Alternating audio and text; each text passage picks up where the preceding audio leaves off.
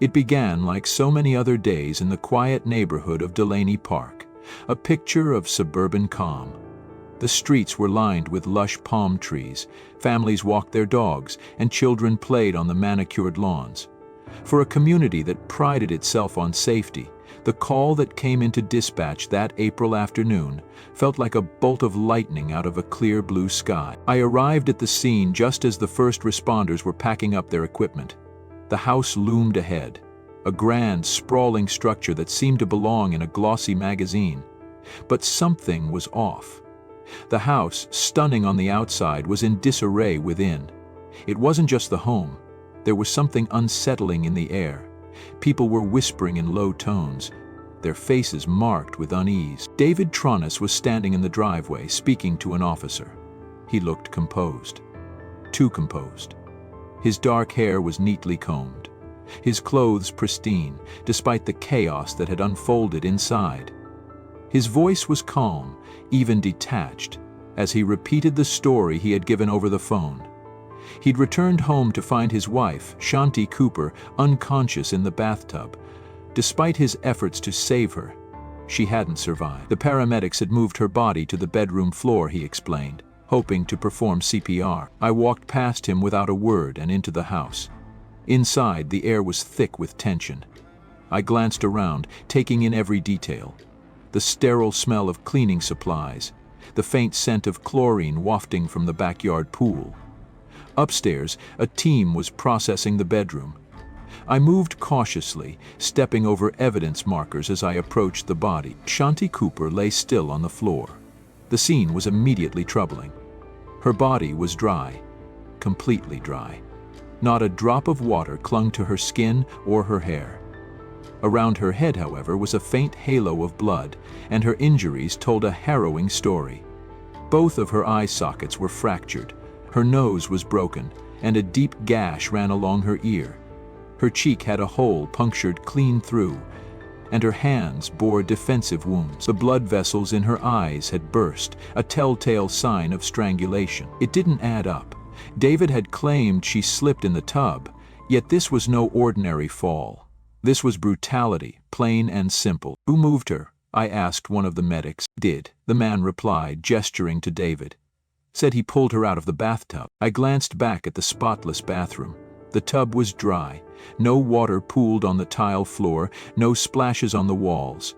There was no evidence that Shanti had been in the tub at all. The paramedic spoke again. "She was already in full rigor when we arrived. That stopped me cold. Rigor mortis, the stiffening of the muscles after death, doesn't set in for at least 2 hours." David's timeline was starting to crumble. I stepped back and surveyed the room. The bed caught my attention. Its sheets were crisp and freshly made, yet blood spatter on the interior bed rails suggested otherwise. If someone had tried to wipe the bed clean, they had done a poor job of it. I turned my attention to the furniture, the floor, every inch of the space where a struggle might have taken place. "Detective Sharp," a voice called from the hallway. It was Officer Cruz holding up an evidence bag. Inside was a small earring. He smiled at Carson. "And was still in her ear," Cruz said, gesturing toward Shanti's body. "This was on the bedside table. Seems like she was interrupted while taking them off." Interrupted. That word stuck with me. Downstairs, I joined the officers who had been questioning David. His demeanor was unnerving. He spoke with a steady calm, describing the events of the day in meticulous detail. He had been cleaning the pool, walking the dogs, running errands. He claimed he'd last seen Shanti alive that morning when she came downstairs briefly before heading back up to rest. His voice only faltered when he mentioned finding her body. But even then, it was as though he were recounting a story he had memorized. "Wasn't there any water?" I asked him directly. David blinked, seemingly caught off guard. I don't know. Maybe it drained. I was in shock. I didn't think to check." The inconsistencies in his story were glaring, but David stuck to them. His face remained impassive, even as I pressed him further. The calmness, the lack of emotion, it was all wrong. I stepped back outside, leaving him with the patrol officers. The sun was setting, casting long shadows across the yard. Neighbors had begun to gather at the edges of the scene, their faces marked with concern. Livingston leaned against the wall beside me. A woman in the crowd caught my eye. She was older, perhaps in her 60s, and her expression was one of restrained anger. She was such a sweet woman, she said, her voice trembling. She didn't deserve this. Back inside, I stood in the center of the living room, piecing together the fragments of the day. This was no accident, that much was clear. But the why, the motive, remained elusive. As I left the scene that evening, the weight of the case settled heavily on my shoulders. Somewhere in this shattered home, hidden in the lies and the bloodstains, was the truth about what had happened to Shanti Cooper. I was determined to find it. The next morning, I delved into the life of Shanti Cooper. There was a meticulousness in her story that mirrored her personality. Every detail mattered. Shanti was the kind of person who brought light into a room. Those who knew her spoke of her as fiercely intelligent, driven, and deeply loving, especially when it came to her son Jackson.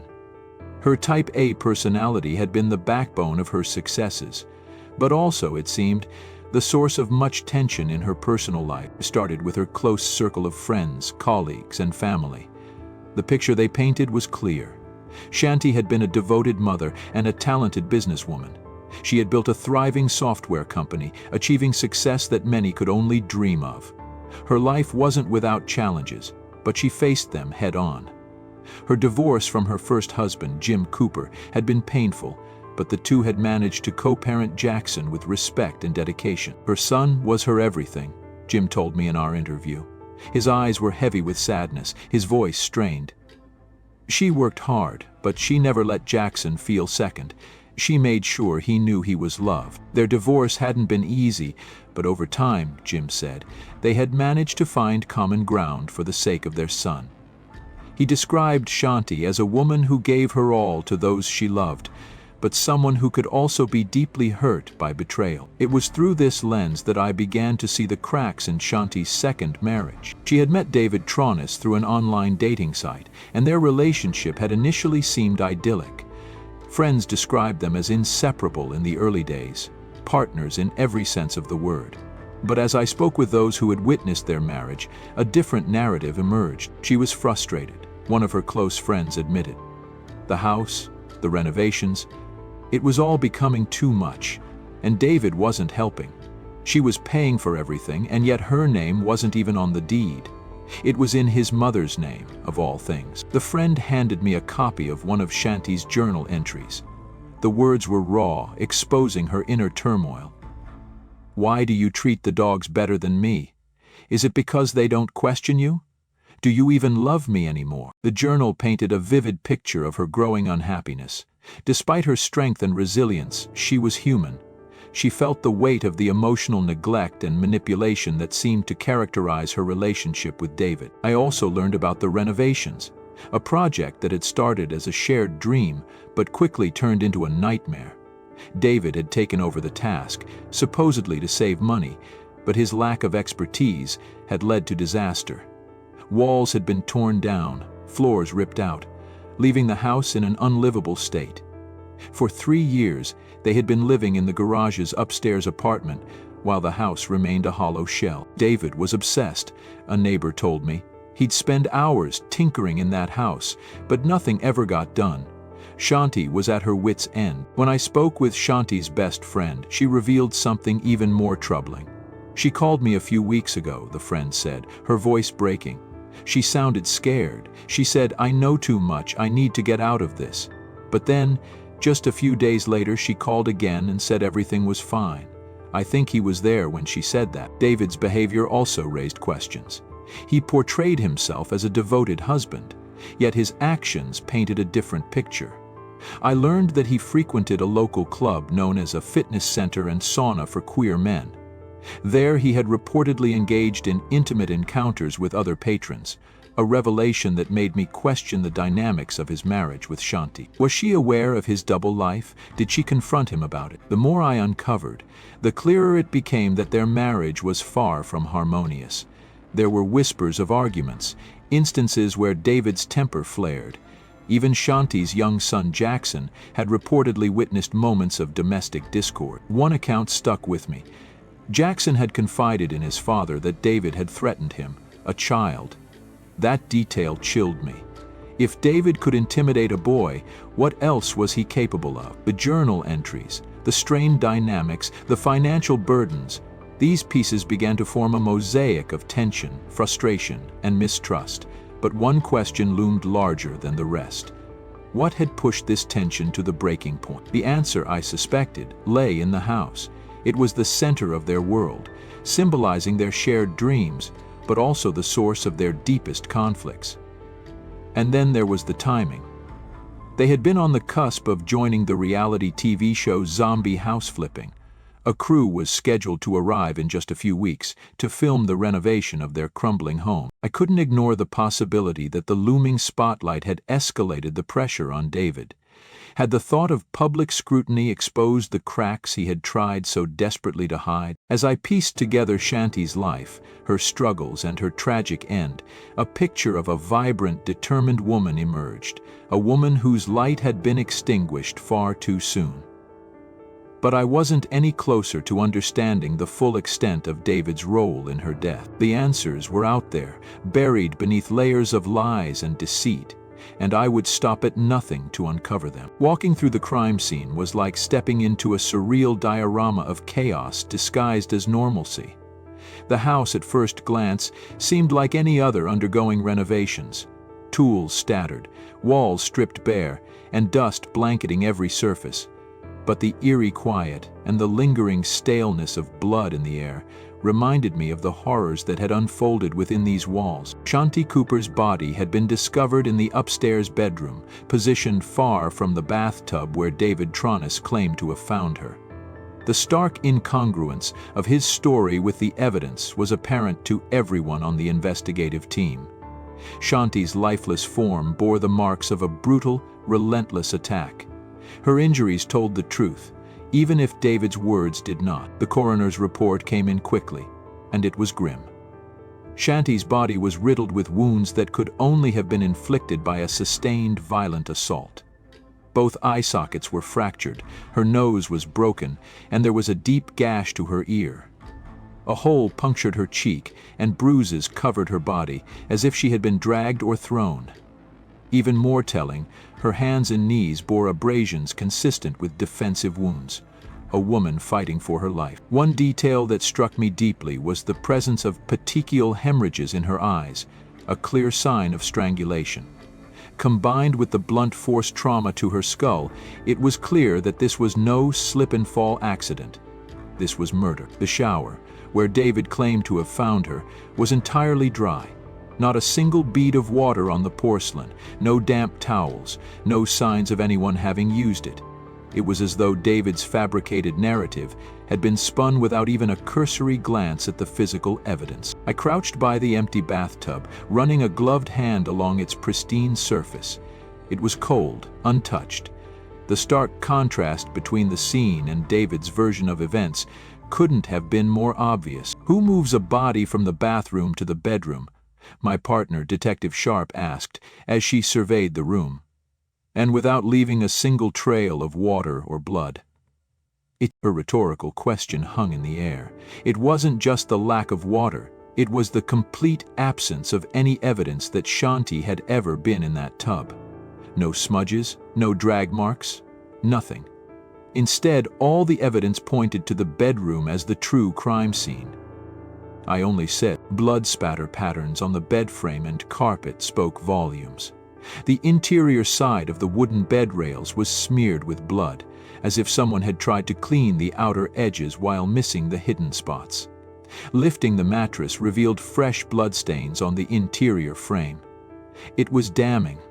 Blood that no fall in a bathroom could explain. One detail I couldn't ignore was the way the bed had been made. The sheets were crisp, the pillows arranged with precision. Too perfect. When we finally uncovered the blood-stained original set of sheets, hidden by David's private investigator, it painted a picture of premeditation. He had tried to erase the scene, but the traces of his crime clung stubbornly to the house. The autopsy results underscored what we already suspected. Shanti's injuries were extensive, and the timing didn't align with David's claims. Rigor mortis had already set in when first responders arrived, suggesting she had been dead for hours, likely since the night before. It was becoming increasingly evident that David's timeline was another fabrication. Yet David had called 911 that afternoon, his voice trembling as he recounted finding Shanti. Listening to the recording again, his words struck me as deliberate, almost rehearsed. He mentioned pulling her from the tub, performing CPR. But even over the phone, his distress felt hollow. I recalled standing in that bedroom, staring down at Shanti's battered body.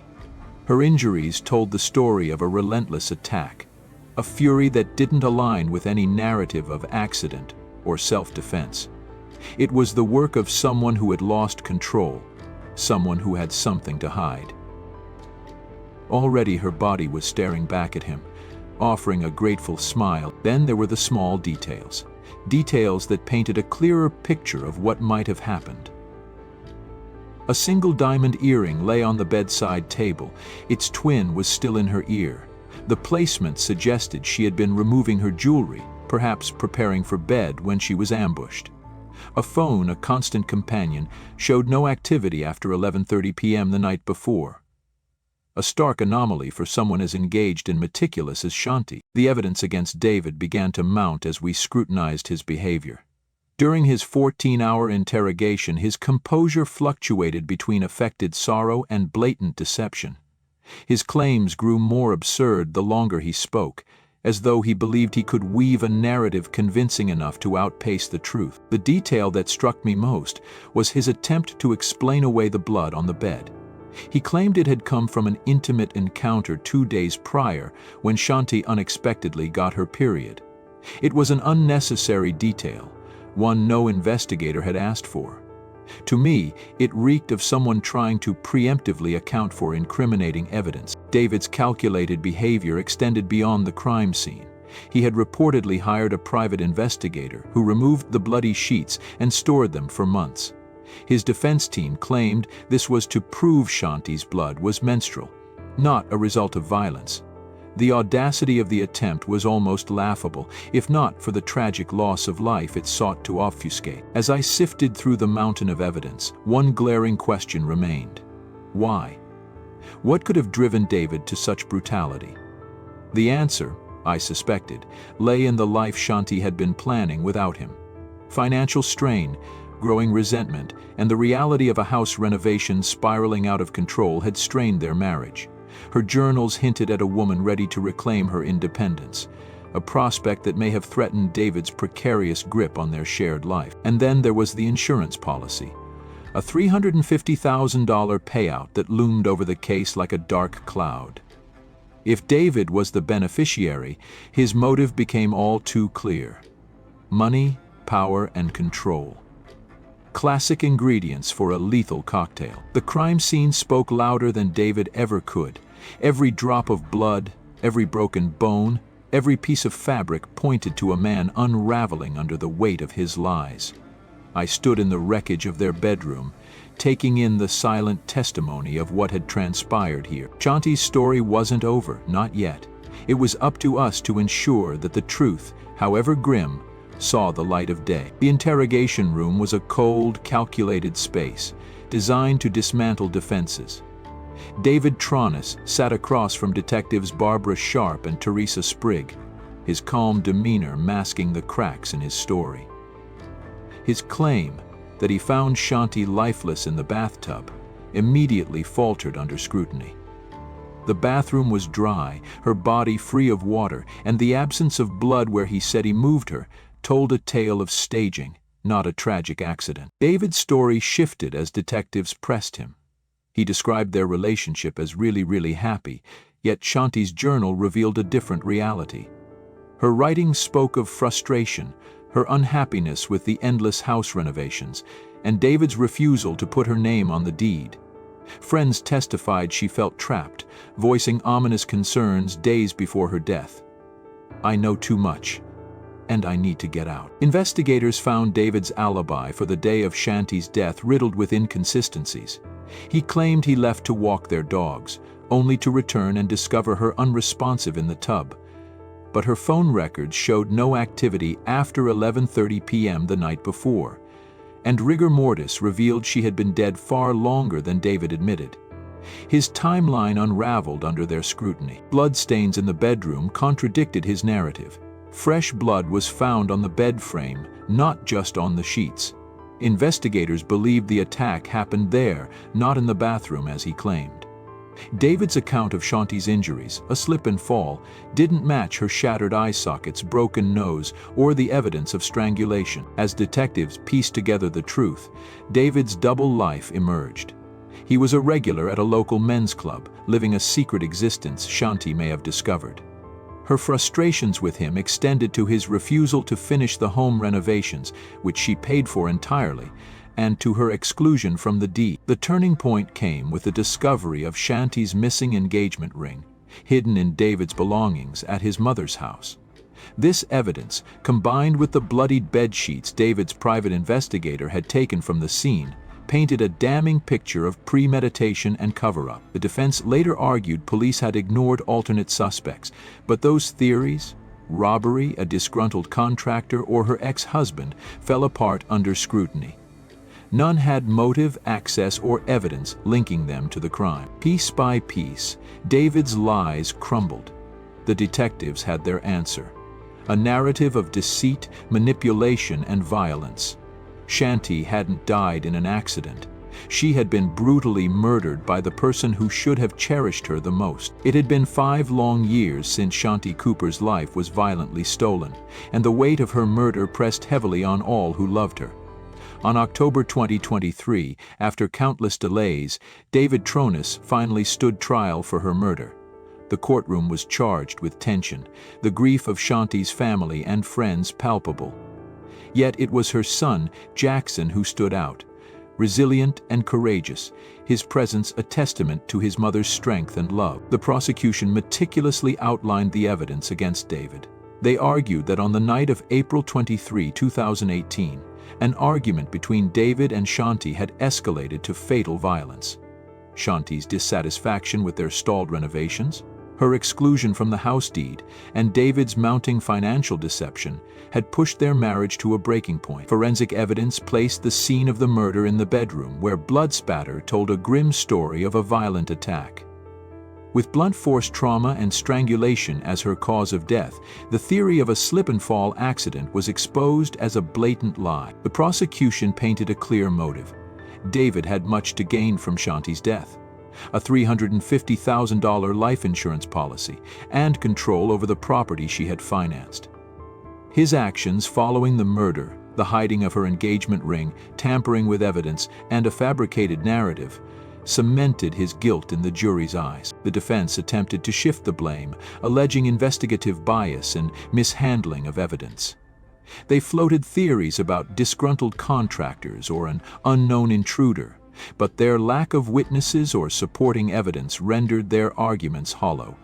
The jury, unmoved by these deflections, focused on the mountain of evidence pointing directly to David. The trial's most poignant moment came when Jackson took the stand to deliver his victim impact statement. The young teenager, wise beyond his years, spoke with raw emotion about his mother's love and the void her loss had left.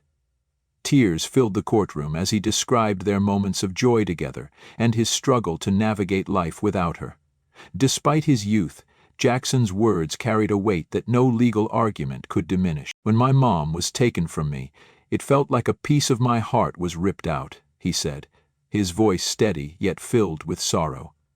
"She didn't deserve this. She was the best mom anyone could ask for, and I miss her every single day." Shanti's ex-husband, Jim, also addressed the court, expressing his anguish over the senseless loss of the mother of his child. "She was my partner in raising Jackson, and her absence will be felt for the rest of our lives," he said. "The man who did this took not just her life, but the light she brought to all of ours." David's demeanor throughout the trial remained cold, detached, and devoid of remorse. When the jury returned with a guilty verdict after just 5 hours of deliberation, the room exhaled in collective relief. David Tronis was sentenced to life in prison, without the possibility of parole, ensuring he would never harm another person again. For Jackson, and those who loved Shanti. The verdict brought a measure of closure, though the pain of her absence would never fade. Jackson, now a teenager, carried himself with the grace and resilience his mother had instilled in him. He expressed hope that her memory would live on through the people she had touched and the legacy of love she left behind. In the months following the trial, efforts were made to place the unfinished home into Jackson's name, giving him the power to decide its future. Whether he chose to rebuild it in honor of his mother or tear it down to erase the painful memories, the choice would be his alone. Shanti's death was a devastating loss, but her life was one of love, warmth, and strength.